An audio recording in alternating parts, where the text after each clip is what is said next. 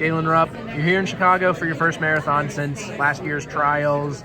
Big gap between marathons for you. How are you feeling 2 days out from race day? Good. I'm so excited to be here and really just excited to be healthy. You know, it's I don't think it's any secret. The last couple of years have been really tough for me, you know, with injuries and just dealing with pain. And so, I'm grateful to be healthy, you know, and excited to see where I'm at, you know. I think that this is going to be a great stepping stone, you know, for the next couple of years. But again, I'm focused on Sunday and really just excited to see, you know, what all this training and being healthy can lead to. Yeah, health has unfortunately been such an obstacle for you recently. I guess what was the last injury you kind of picked up, and how have you kind of recovered from that? Well, you know, I've been dealing with a lot of problems with my back, in my hip. You know, the two are so interrelated. But I had surgery on my hip a little over a year ago, and that helped tremendously. You know, I had an unbelievable doctor, and you know, I'm really glad that I did it. I'm kind of mad at myself for waiting as long as I did, but. You know, it's been a lot of rehab and a lot of PT. You know, I got in some really bad habits, movement-wise, mechanically. You know, I hated watching myself run, and I think anybody, you could see, just I was doing a lot of weird things with my body to get around this. And so, you know, I feel like I've almost had to relearn how to run, you know, and getting back my form. But I've had some great people around me. You know, I've been hitting a lot of strength, a lot of mobility,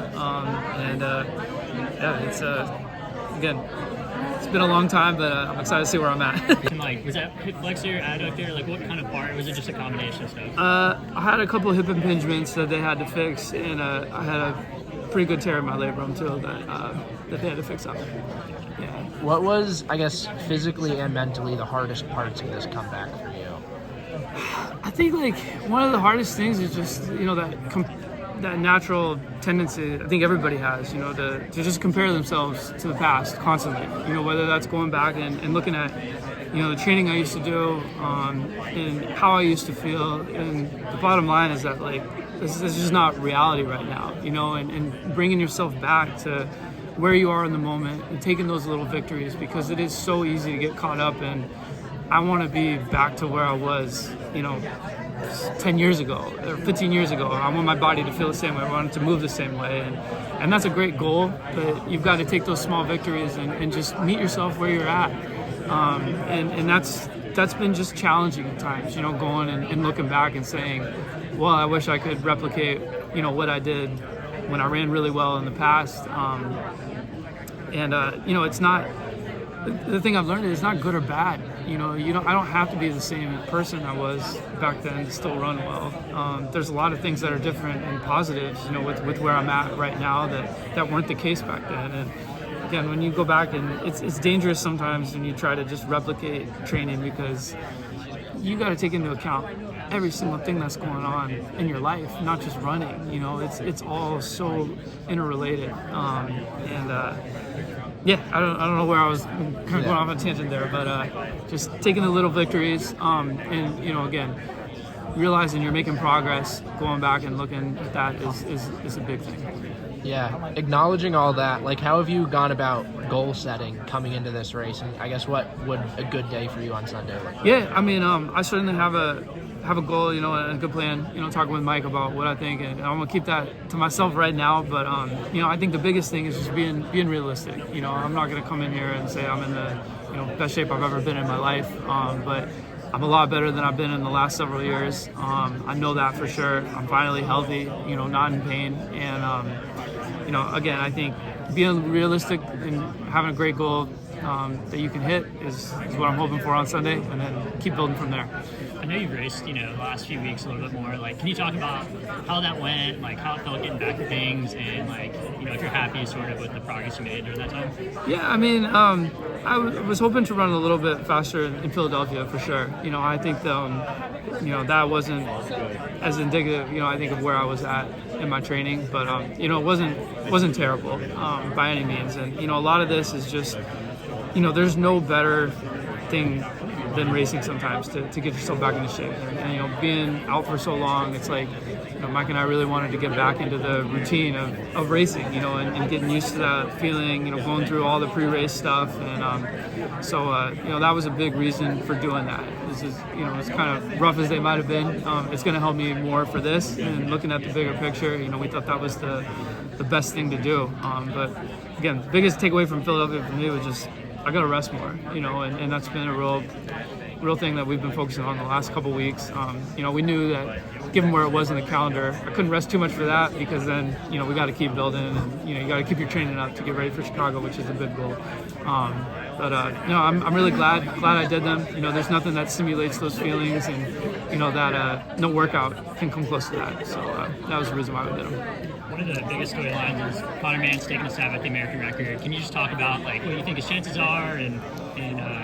Yeah, I mean, I'm a bit of an outsider, so, you know, I can't say I've got any inside information, but certainly he's been running great. You know, I think he's got a great chance to get it, you know, given, you know, his race results. I have no idea how his training's gone, but yeah, it's gonna be exciting to see for sure. You mentioned like earlier, like, you know, in a few years from now, like, you know, taking steps toward that, like, where do you want to be in a few years? Like, let's say everything goes right, like, how much, you know, longer do you think you're going to be running at this level? I'm going all out, you know, for 2028. You know, that still is my ultimate goal. You know, and I think at that point, you know, we'll see. But you know, I still believe wholly. You know, I've got a lot to give still in the marathon. And again, I got to take kind of a long-term approach. I got to be realistic with this race here. That's the first one I've had in a long time. But just super grateful to be finally healthy, and, you know, just to see what I can do. You know, this is the first part of coming back for me. But yeah, if I do something, I'm gonna go all out. You know, and my goal fully is to 2028. Yeah. Do you have an idea yet of what, I guess, kind of group of guys you might want to be running with on Sunday? No, you know, I still gotta see what the paces are all scheduled for, and all that, you know, and still talk to Mike. But yeah, I mean, just looking at the entries and all that, you know, I've got an idea. Yeah. What is your training setup like now, I guess? Because I know you're kind of like splitting time between Flagstaff and Portland. So, like, what's it look like in this build for you? I've been in Flagstaff a lot in the past year. You know, I was there all fall, came back home for the holidays, and then went back there, you know, for the spring and into the early parts of summer. So I was there for a while, which was, you know, it's tough being away from my wife and kids. That's the hardest part, but, you know, they understand. It's just, you know, part of the job. Those are sacrifices you make. You know, you're gonna miss stuff, but yeah, I'm really lucky that they're fully behind me, you know, and supportive of that. But I have been back at home in Portland, you know, over the summer. It's kind of like, I need you back at home. You know, the kids need their dad.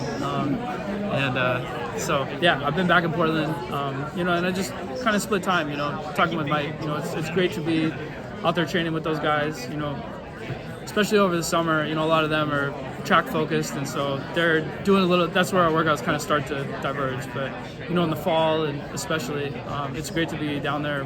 You know, I run with all those guys down there, and you know, just have some people to train with. But I kind of would have been on my own anyway in the summer. So yeah, so I get back at home, and got to be with my family.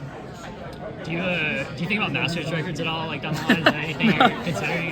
No. Okay, I had to ask. Nah, yeah.